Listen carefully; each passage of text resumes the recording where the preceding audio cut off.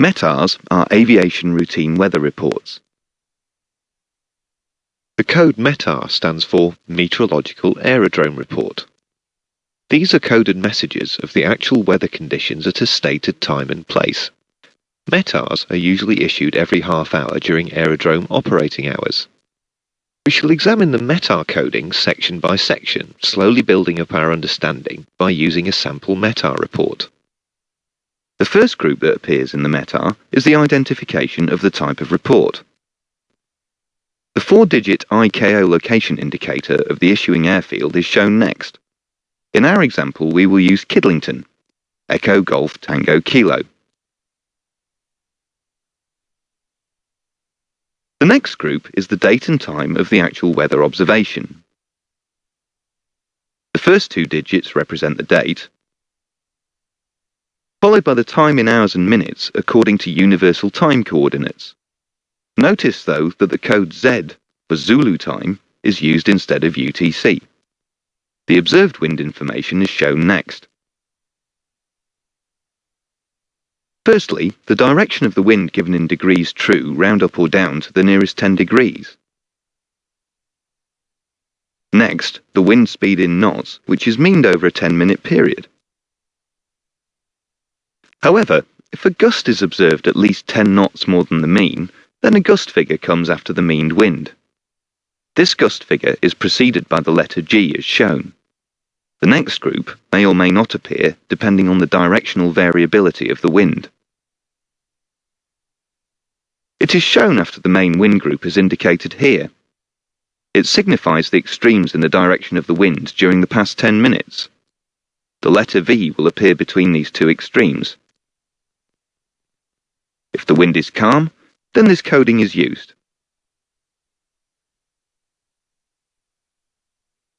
Visibility in the Metar is represented by the next group. When there is no marked variability in visibility by direction, the minimum visibility is usually given.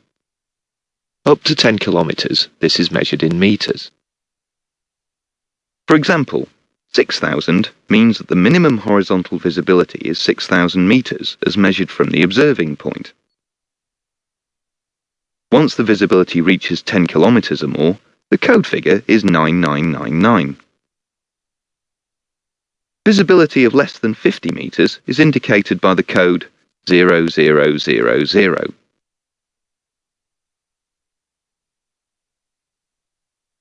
In some instances, we can also find the runway visibility information. This is known as Runway Visual Range, or RVR. It is only given when either the horizontal visibility or runway visual range is less than 1,500 meters. This group starts with the letter R, and then goes on to give the runway in use, followed by the threshold visibility in meters.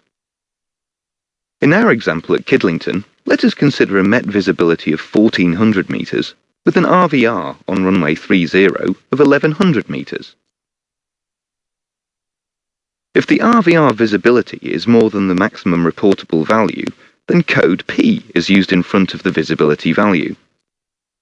A letter can sometimes come after the RVR visibility to indicate the trend that has been experienced.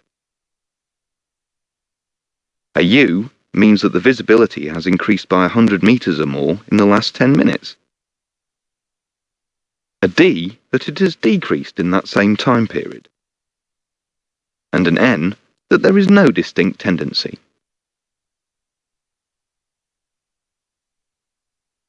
The next section of the Metar deals with weather groups. This signifies what weather is actually prevailing at or near the aerodrome at the time of the observation. This is a complete table showing you what codes can be used to describe the weather. The first column shown here represents the intensity or proximity of a weather phenomenon. These are minus, which means light, no qualifier, which means moderate, plus, which means heavy, and lastly, BC, which means in the vicinity, but not at the observing point.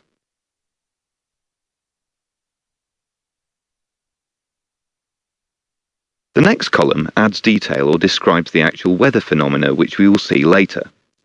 Three of the most common that you are likely to see are BC, which means patches and is frequently used to describe fog, SH, which means showers, and TS, which is thunderstorm.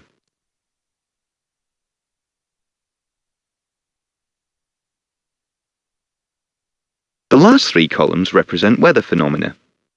We shall now look at each of these columns in turn and explain their usage.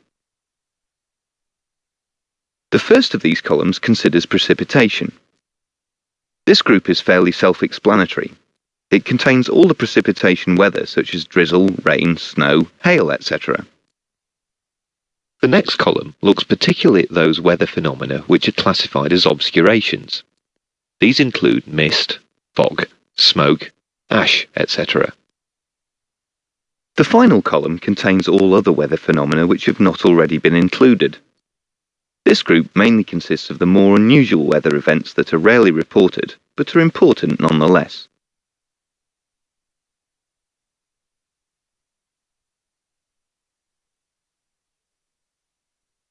This completes the whole table of the weather groups of the Metar.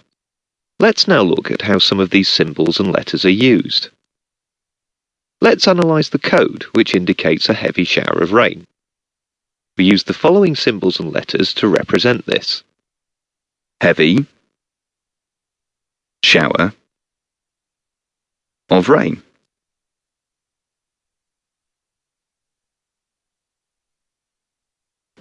The definition of a thunderstorm occurring at a location is that thunder has been heard within the last 10 minutes.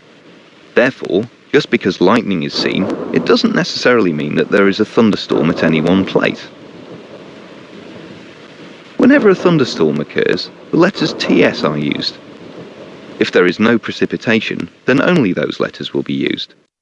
However, if there is precipitation of some kind, another two letters are inserted after the TS. For example, if there is rain observed from the storm, then TSRA will appear. However, hail may be observed, so you may see TSGR or TSGS, GS meaning small hail.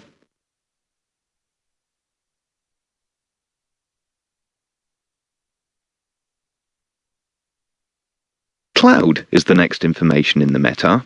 There are several cloud prefixes which are used to describe the amount of cloud in each layer. We saw in the lesson on clouds that we subdivide the cloud coverage into eighths, called octas. Depending on the cloud coverage, cloud amounts may be classified as few, meaning 1 to 2 eighths of cloud, scattered, meaning 3 to 4 eighths, broken, 5 to 7 eighths, or overcast, meaning complete cloud coverage, 8 eighths.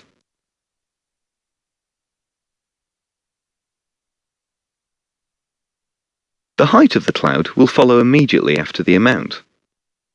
This will appear as a 3-digit height in hundreds of feet. Cloud heights in a Metar are always measured from aerodrome level on QFE. For example, 6 octas at 1,900 feet would appear as broken at 019. And 8 octas at 500 feet would be abbreviated to overcast 005. The only cloud types that are specified in the Metar are the significant convective cloud. These are cumulonimbus and towering cumulus. Shown here is an overcast layer of cloud but with a convective cumulonimbus cloud at about 2,000 feet above ground level, producing a heavy shower of rain. If there is no cloud observed at the airfield, then the code SKC, meaning sky clear, is used. If the sky is obscured for reasons other than cloud cover so that the cloud cannot be determined easily, then the code VV is used in place of the cloud information to report the vertical visibility in hundreds of feet. Shown here is an example of obscured sky because of fog. A vertical visibility of 200 feet has been reported. If the vertical visibility cannot be assessed, then 3 forward slashes will replace the numbers, as shown here. The term cav-OK is frequently used in the Metar code to denote that cloud ceiling and visibility are OK. If cav-OK is used, it will replace the visibility, RVR, weather and cloud groups. There are 4 criteria which must be met in order for cav-OK to be used. The first of these is that visibility must be 10 kilometers or more. Next, the lowest cloud ceiling must be no lower than either 5,000 feet or the highest minimum sector altitude, whichever is the greater. No cumulonimbus must be present, and there must be no significant weather. If these criteria are met, then the abbreviation cav-OK will appear in the Metar code.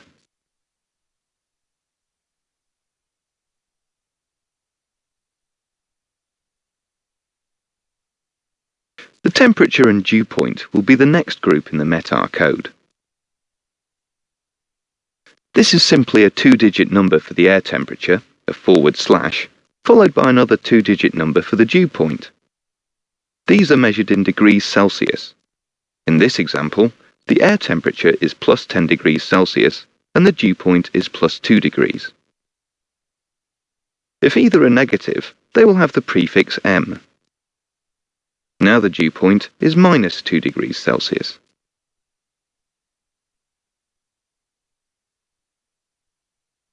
The next important feature of the Metar is QNH. The QNH will be represented by the letter Q, followed by a 4-digit number representing the actual pressure value. If the QNH is less than 1,000 millibars, then the value will be preceded by a 0. For example, a QNH of 991 millibars would appear as Q0991. It is important to note, however, that none of the other pressure values will appear in a Metar, only the QNH. The QNH is always rounded down for safety reasons.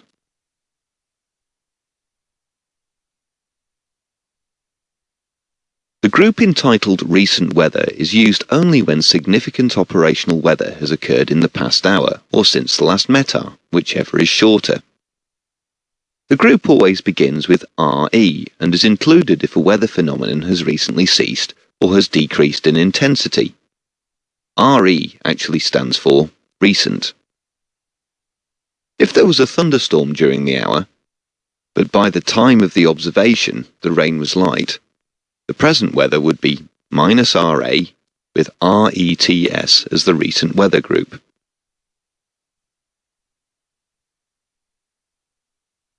Although not currently issued at UK airfields, wind shear information can be reported in the Metar. This will simply be denoted by the letters WS, followed by the details of the report.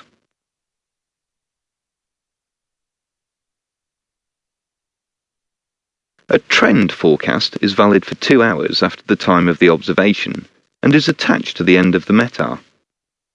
It gives the change in conditions expected. The change can be indicated either as becoming or temporarily. These may be followed by a time period in hours and minutes. However, these time periods may be preceded by from, till, or at. Let's look at an example. This trend is suggesting that temporarily from 10:20 Zulu to 12:20 Zulu, the visibility will reduce to 1,000 meters in heavy showers of rain. If there is no change forecast, then the word no-sig is used to imply no significant change is expected in the next 2 hours. An equal sign will appear on the Metar to denote the end of the message. A variation on the Metar is a special report. This will have the same format as a Metar, but will be denoted by the abbreviation SPECI at the very start of the message. A specific report will be issued when the weather conditions significantly change in the period between routine observations. This can be used to indicate either an improvement or deterioration in the weather. With practice, you should be able to decode Metar reports accurately and speedily. Make sure you do not just look at the Metar for your departure or destination airfields, but also at others along your route, and in particular those upwind, in order to get a better picture of the conditions that could be with you soon. Always be wary. Conditions will and do vary from what you may have interpreted from the Metar, so be cautious and assume the worst.